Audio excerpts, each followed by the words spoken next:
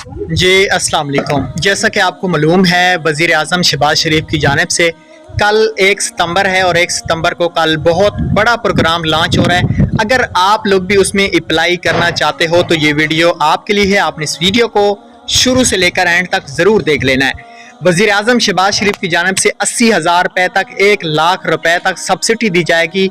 Motorcycle, रक्षा या कोई भी गाड़ी अगर आप ख़रीदना चाहते हैं तो कल हमारे इस टिकटॉक अकाउंट पे मुकम्मल वीडियो आएगी कि आपने इस स्कीम में कैसे अप्लाई करना है, इस स्कीम में कैसे अपनी रजिस्ट्रेशन करनी है, कौन से लोग अहल होंगे।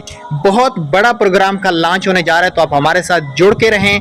हम आपको बताएंगे अगली वीडियो में तरीकाकार, तो आप हमें टिकटॉक अकाउंट पे फॉलो कर लें। जज़ाकल्लाह।